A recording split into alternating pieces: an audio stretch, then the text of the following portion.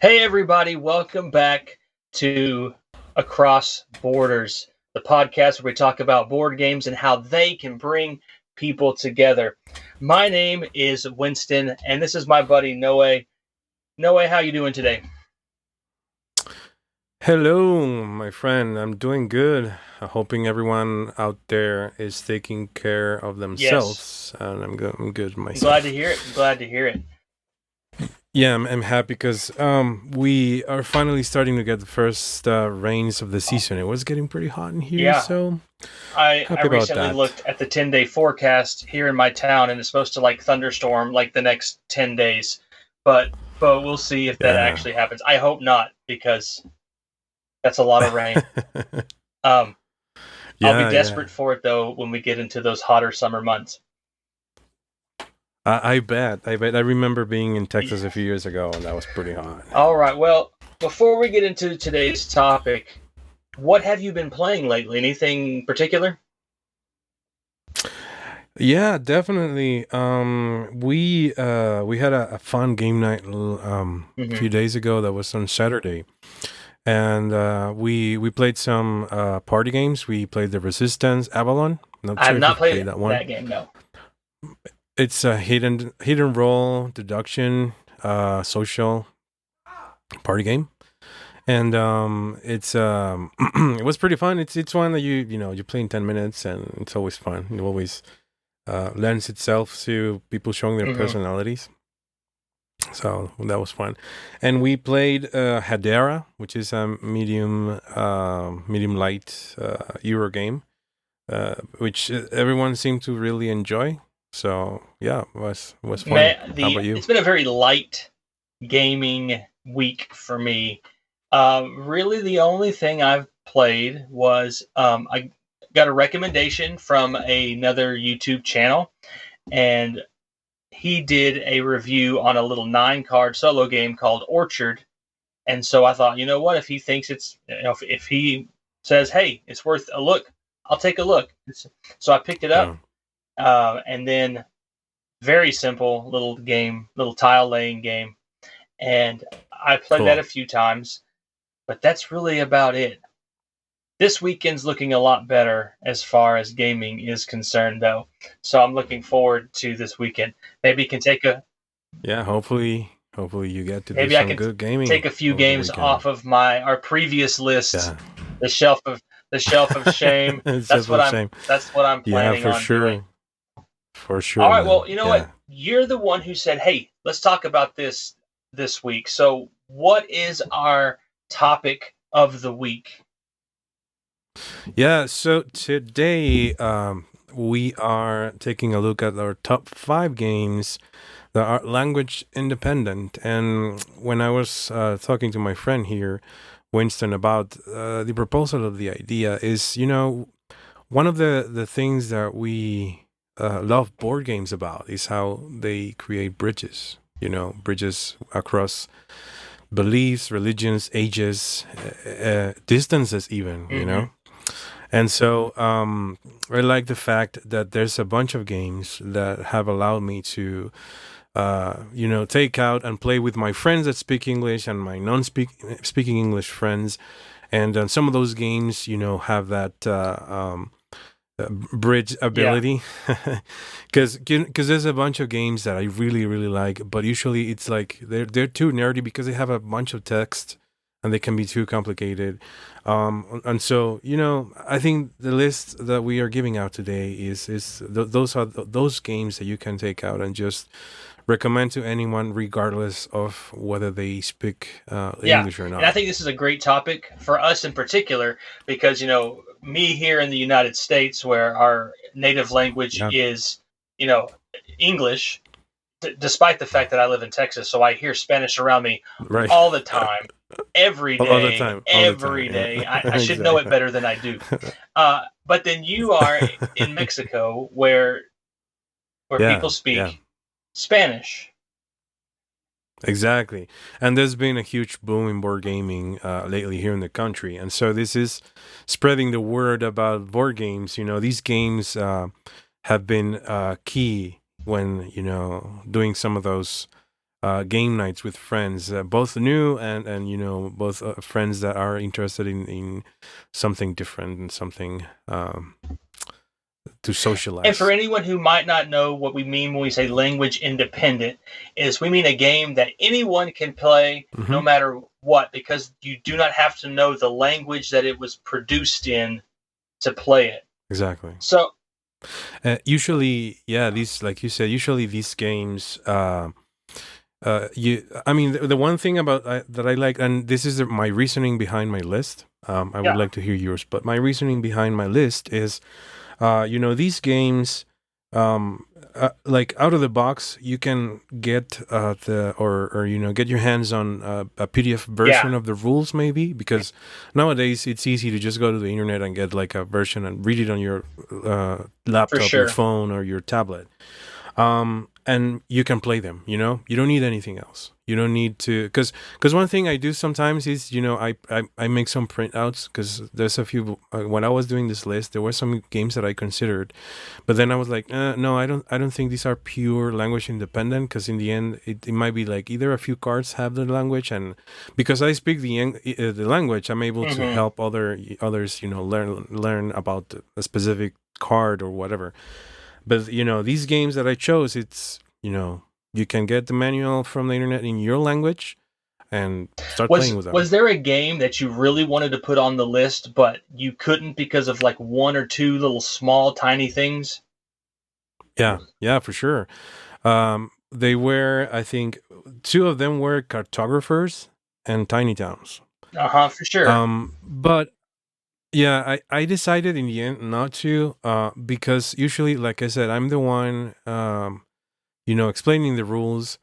And like tiny towns, each card has the ability for what you need to do, laid down in the table. And so if you don't speak the language, you need to ask someone that Yeah. knows what they do. And it happens that maybe as you get more games played, you learn what they do just by looking at them. But usually that's not going to happen like out of the box. You need to play a bunch of games so that you can engrave that in your memory. And in the other one, cartographers, it's kind of like the same case. It's a fun roll and write, but the abilities or the objectives for winning the game are have a little bit of English text, and if you don't speak the language, you won't be able to figure it out. It's not really overly complicated Hmm. English, mind you, but usually it's me who's doing the the translation for them. Yeah. So So a game I really wanted to put on this list, but then I thought, no, I can't because of one little thing was Downforce, the racing game, oh because yeah, yeah, you have a card or you have cards and they have numbers like this color card is going to move this many spaces. Well, numbers yeah, aren't. That's not. I mean, pretty much numbers are kind of fair game. I mean, numbers here in English are the same numbers in yeah, Spanish. right. However, each racer has a special power, and that special Oh power yeah, is in English, and you'd have to, like you said, you'd have to translate that for people. Probably have to remind them a few times. Um, so I right. really wanted to put that on there, but the powers on the cards prevented it from coming on the list. Now, I did notice number one, I had about 25% of my games that I own, I feel are language independent, which kind of surprised me. I thought it was going to be a lot Right. smaller than Yeah. that. Um, Right. Now, maybe it's because I do have a lot of smaller games, and a lot of card and dice Yeah. games are usually going to be language independent because the numbers are fairly Yeah. universal. And that includes roll and rights, flip and Right. rights, like cartographers, but there are some rules that probably on the scoring cards, Yeah. it tells you how you're going to score. Uh, Party Exactly. games, a lot of times, are language independent.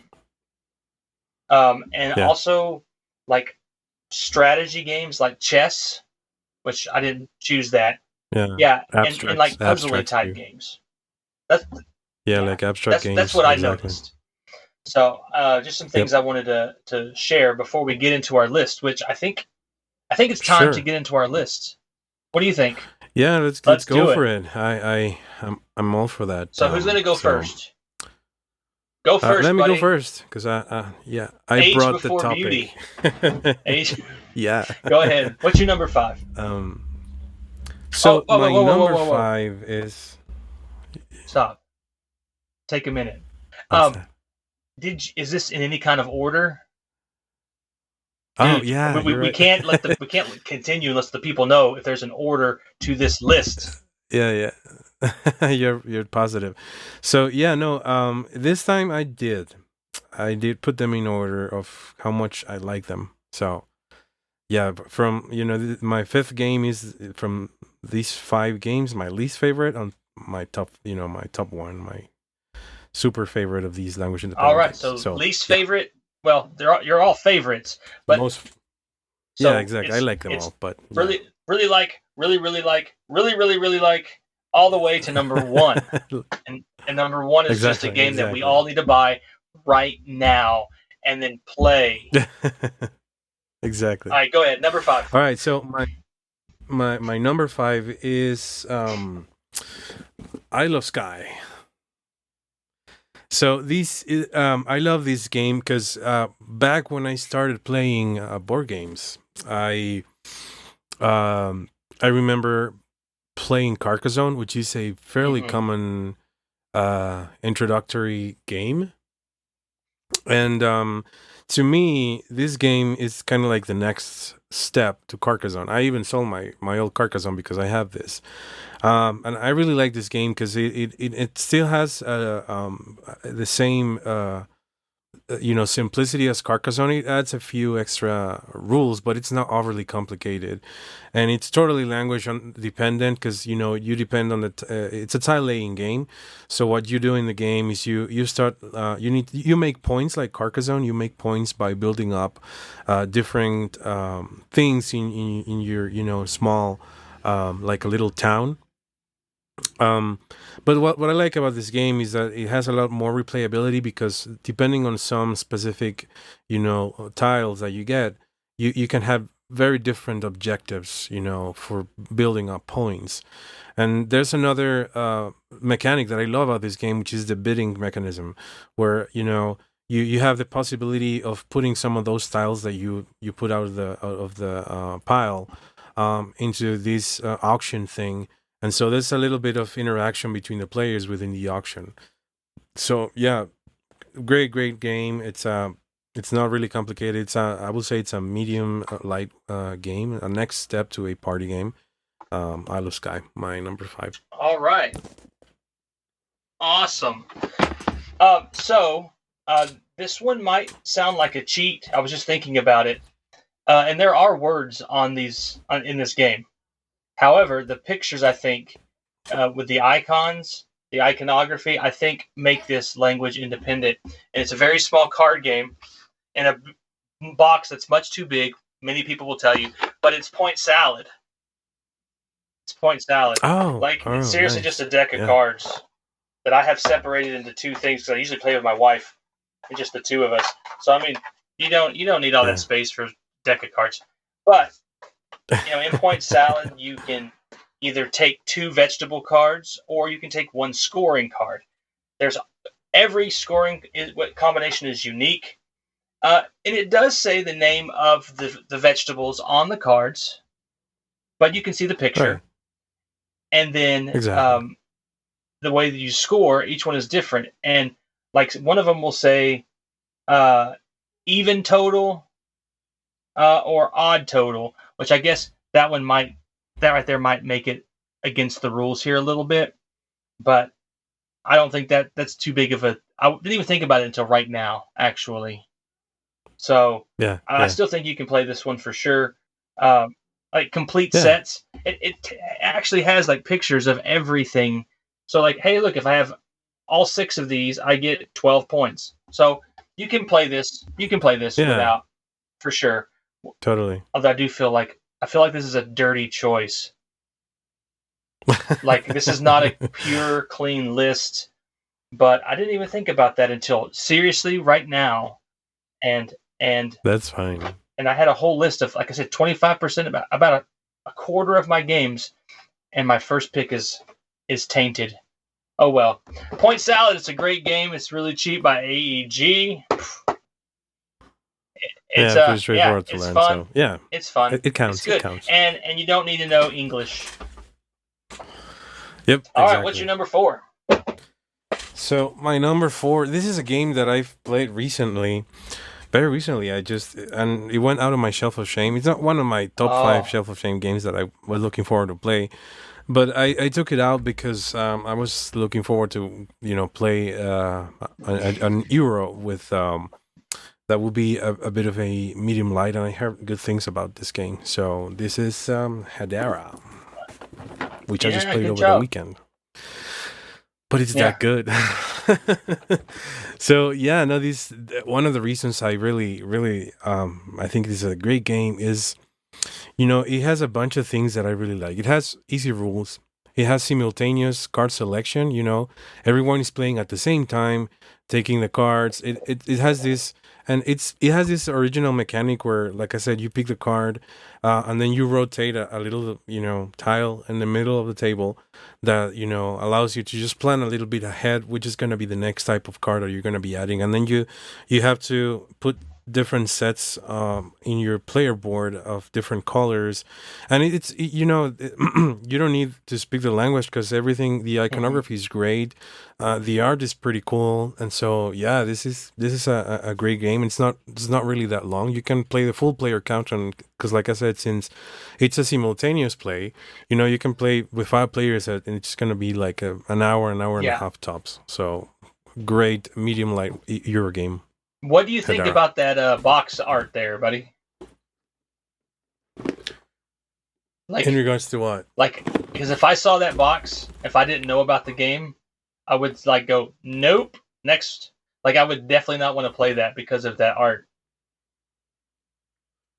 I don't think I've, thought much about it. Well, Because it's kind of I like a don't think Civ much game. about it either because it's just not my cup of tea. Yeah, But I've heard good things. I know that you enjoyed your play, so yeah, it's sort of like a civilization building. That's why it has a bunch of, people in there, I guess. But it I it don't know. kind of I looks like like it. the reject Lord of the Rings, like the reject Fellowship. Yeah. All right, number 4, and I never told you how I did my list. I kind of did it in the one I would like to play. Well, I did it in 5 different categories. So Yeah. I don't know, because number 1 I've played more than all the others, but it might that's probably the way I did it, or close to it. The one I've played the least to the most. Because I play all of these games. They're Hmm. all good.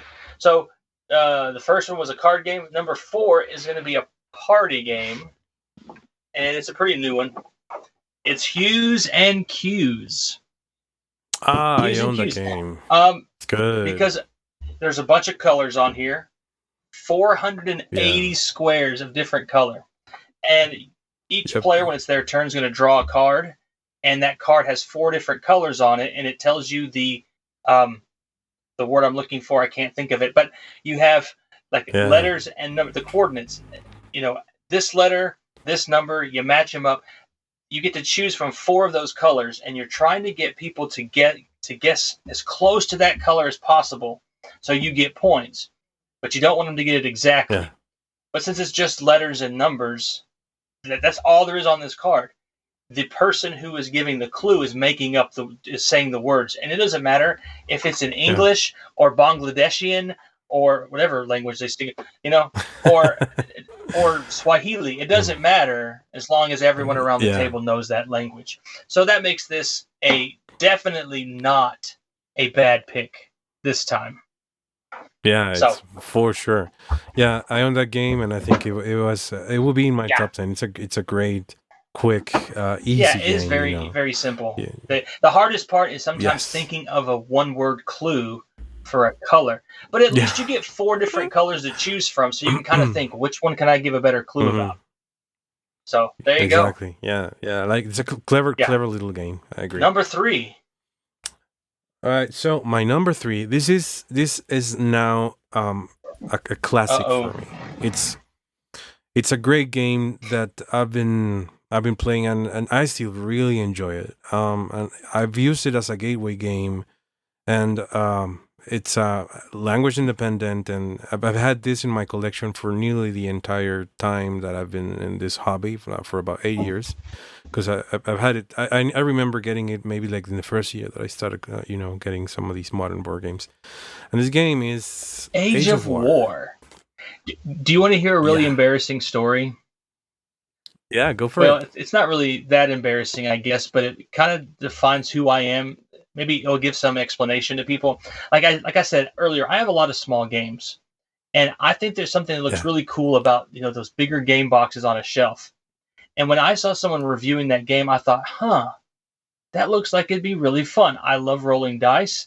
You're trying to win cards, but you can always have that card stolen from you unless you do something special. Yeah. So I was like, "Ooh, I want that game. It's not even very expensive." And then I saw how small the box was, and I didn't want it so bad anymore. It's tiny. Now I've got games that small and smaller, but at that moment, I'm like, Right. you know what? If I'm gonna buy, if I want a new game, I want it to be a bigger box. I want it to look better on a shelf, and not, Right. So that's so terrible. That's my friend Yeah, I Winston being know. weird. We're That all is weird, very strange. anyways. But yeah, and in the end, look at this. The actual Oh game is my just this. gosh. It's just a bunch of dice, a few cards, and We the we game we, manual. The box we is need to even have bigger. a top 5 biggest waste of box space. That's really cool. Yeah, for sure. I have plenty of those games, and I'm looking at I you, mean, Fantasy Flight. we've had 2 already. Point Salad and now Yeah, this one. But exactly. tell us about Age of War. So Age of War. For anyone out there, this is a fantastic small little game. It has, it's my favorite take that game. But it doesn't feel mean. Where usually take that games can be quite mean because you're aggressively maybe taking resources or whatever from other person. But this one feels like a because it's about pushing your luck, getting the dice, and then based on those dice, you need to collect the different cards, sets of cards, and those cards are going to give you points, right? But it becomes pretty fun because the number of cards are limited, and you have to match the different faces of the cards, and some cards are, you have to match your rolls with those cards, and they can be pretty hard to get. Some others are a little bit easier, so there's a little bit of strategy regardless of the fact that it's a dice game, but it's really the dice tracking game where you have fun, just annoying some other players, but they can always annoy you back, and it just gets fun because you can get like a super fantastic roll, and it's like wow, like the surprise of the Yeah. luck, and so it's cheap, it's small, it doesn't take a long time, so and definitely language independent. Yeah. It's all symbols, it's all numbers. You should try it out. It's a great little game. Symbols, numbers, and dice. They seem to be, pretty much language independent. All right, Exactly. so my next one is a puzzle game, and it's by a company. It's produced by a company their office is just about an hour down the road from me, which might be one reason why I like them so much. Because if you don't know anything about Texans, we really love Texas. We really do. I know. We really do. Yes. I'm not going to say anything more because I don't want to alienate our audience. But the rumors are true. We really do like our state. But my number 3 is a puzzle game called Gods Love Dinosaurs. Now, nice. Gods Love Gotta play Dinosaurs. the game. You have this one, don't you? I do. Because it's in my shelf of I shame. told you about this after I played like an early copy at a board game store when I was visiting my son. You did. Yeah, and I had such a great time, and I decided I wanted it because it's a tile laying game. I like laying tile. It's a puzzle game because you have to put these certain animals in the certain prey items in a way that when they activate, you can make them multiply. And you want them to multiply so they can feed your 2 predators, the tigers and the eagles, who both move in a certain pattern when they activate. So you want to make sure that they can eat the most of the prey items, so then they can populate and become more. because when your T-Rex activates, he has to eat and he has to get back to a mountain. But the only time you will score points is if that T-Rex eats a predator. So you want to make sure the predators are lined up so that the dinosaur can get you many points as possible. But you also want to make sure that you don't eat all of your predators, because if you do, then you're going to have prey, and you won't have any predators to make more, so you can't get more points. I think it's really great. Haven't heard a lot about this game. I guess I don't think it did as well as people were hoping. Yeah, no, and I remember it having a bunch of really good reviews. So I just know the last one I heard was definitely not positive. But hey, I like it. Great job, Pandasaurus. The only thing is, like, the biggest downside of this game for me is personally just how it's set up, because there are tiles for just 2-player game. Then you add these tiles for a 3-person game, add these tiles for a 4, and add these for a 5, and so you're always going through them. And then they're further divided into a stack of A, B, C, and D. So it's a lot of setup. Even if you have it kind of put together in the box right, it's still a lot of setup. But I think that's really the only negative. Good job, Pandasaurus. Way to represent Texas well. Nice. There you go. No, number 2. My number 2. Okay, so this is the complete opposite of the Age of War, because this is Grail. Wait. That's definitely language. That's definitely language dependent. There's like a 200-page book. Yeah, there's a bajillion cards with text. No.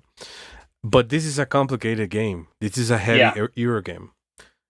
This has made a bunch of top lists when it was released, and I've played it a few times. I love it. It's one of my favorite Euro games, and it's a language independent. This is the Great Western Trail. Yeah. And so in this game, you are the owner of a bunch of cow herds and different breeds of cows.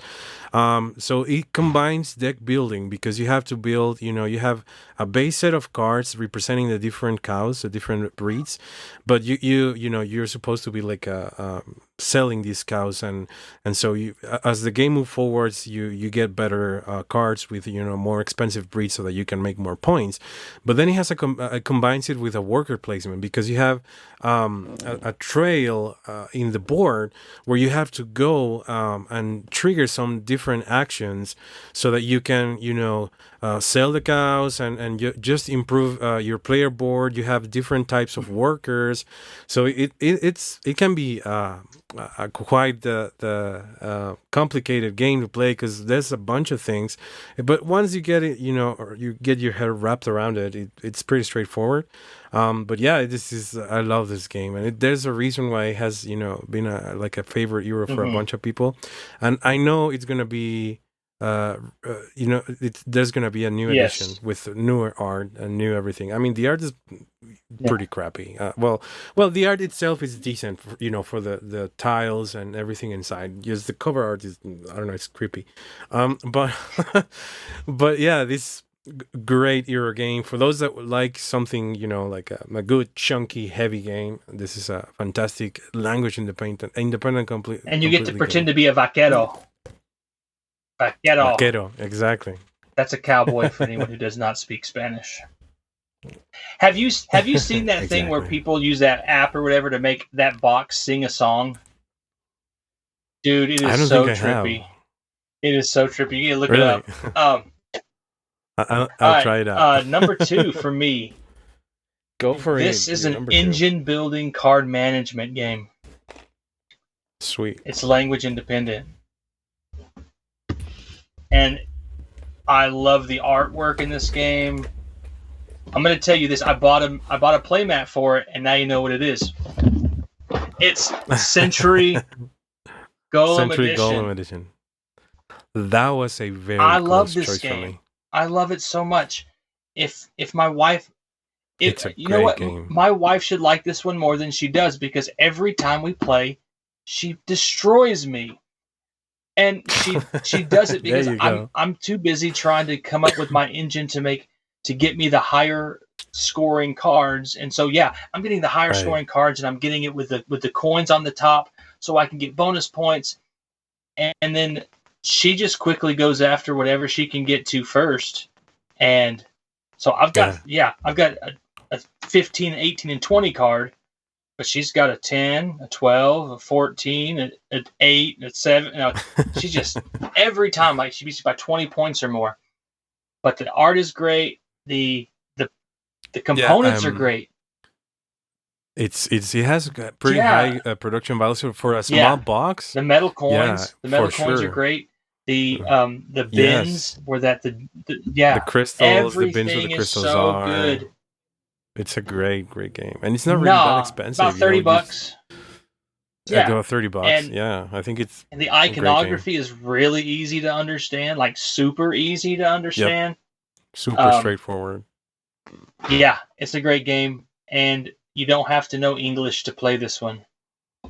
Nope. And yeah, there's a funny story, that because that's one another one. Like I said, that will probably be in my six, my number six. But there's a funny story. I remember I have a pretty good friend of mine, and I remember we had them as guests. We invited them to get lunch with us, and because in my dining room I have a wall full of games. Yeah, You've seen the pictures, but yeah, she was like pretty surprised about the board games, and afterwards, she was eager to play one, and I got Century Golden Edition, and she actually she won that time. She had never played anything other than the typical Monopoly or Risk or anything before, and I remember my friend told me that she asked him to get the game for her nice. birthday. So I success don't know there. if I've said this on one of these podcasts, but for any of you gamers out there, if there's someone you know and you love and you want them to enjoy a game, let them win. Let Yeah, them win. exactly. But Let them win. no, Sabrina, I do not let you win Century Golem Edition. You just straight up beat me, and I'm man enough to Yeah. admit that. Exactly. All right, buddy. We're at number one. Number right. one. Number one. Numero The uno. best language Uno. independent games that we can come up with on this list from our collections.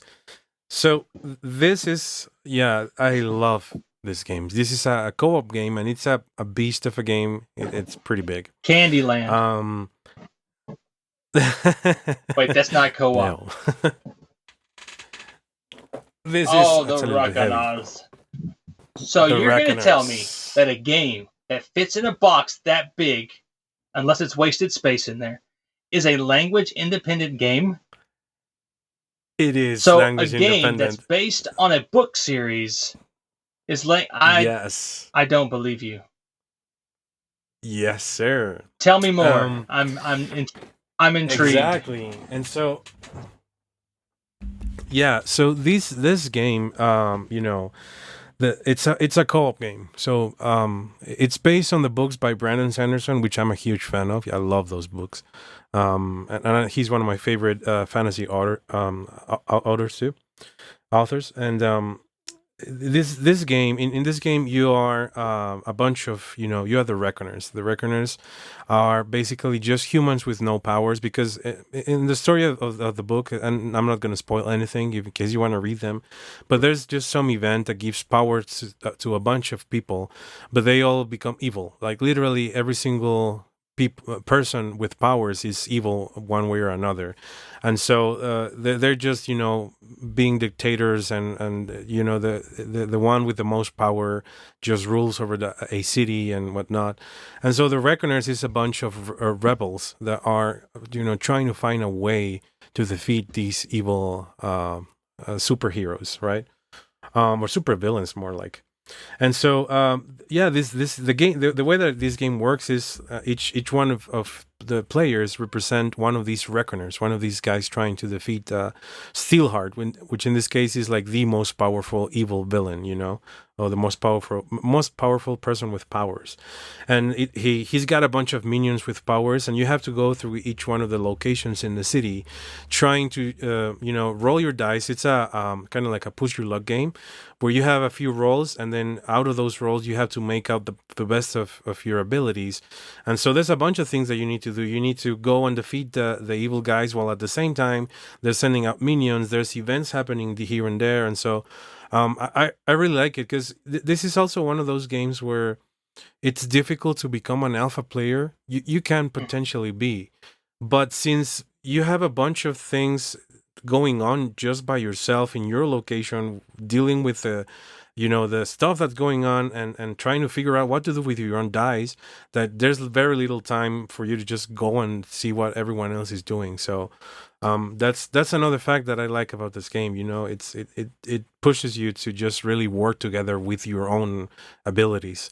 And so, yeah, surprisingly, like you said, it's a huge box, but it's language independent. I think, this is the only thing that I will say it's probably, like you, a little bit of a cheat is that some of the there's just a helper card, which gives you the breakdown of the turns. It's in English, but everything uses icons, even the card abilities and the events, and so it's not hard to figure out, like once you get a hold of it. So you don't really need that reference if someone just explains to you what's going on, you pretty figure it out quickly. So I have pondered what you said. I have thought about whether or not that this would disqualify it for language independence. And after careful consideration, I have chose to allow your pick to stand. Because you don't need a reference sheet. You don't need a reference sheet. Yeah, and it's not a complicated game. But really, I've heard it's very, very huge. hard. Is it very hard? Very hard. It is. It's very challenging.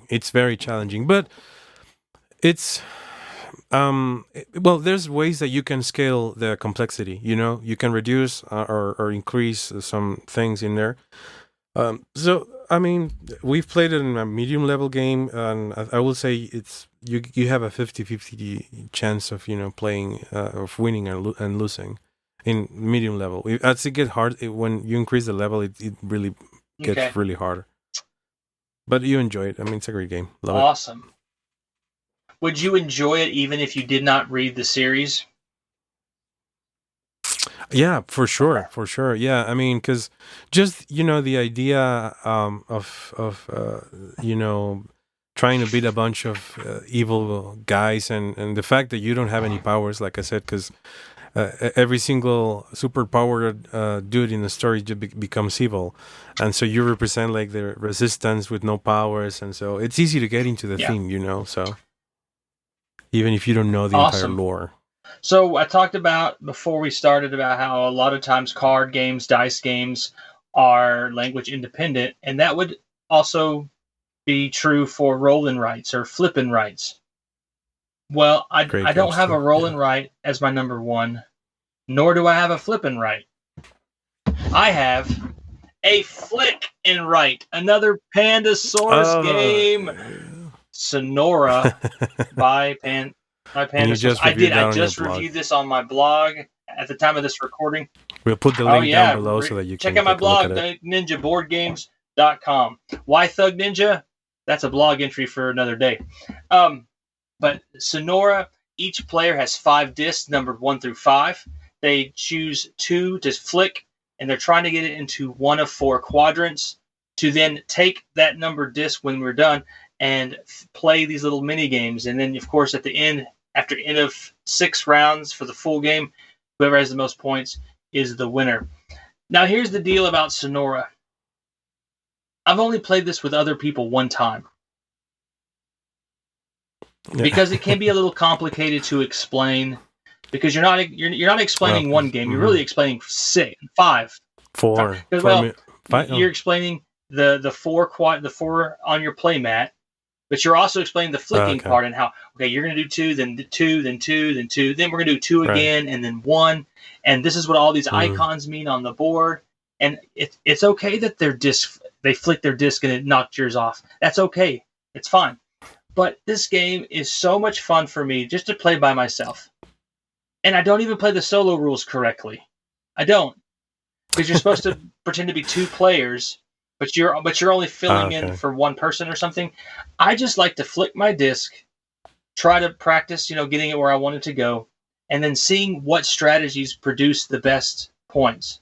So essentially, I'm just trying to beat my own high score, but it's something so relaxing. Yeah. And anytime this game is out and my 2-year-old sees it, I'm playing with my 2-year-old because she doesn't flick so much. She actually just likes to take the marker and just scribble it all over the board. Scribble everywhere? Sonora by Pandasaurus Games, great one. Highly recommend it. You don't need to be able to read to do that one. And that's our list. There's 10 language independent games with a couple little asterisks for my number 5 and your number 1. Yeah, exactly. But hey, next week or next time we record, we're going to be talking about memorable times where board games acted as a bridge between you and other people. Mm-hmm. And that's what this podcast is all about.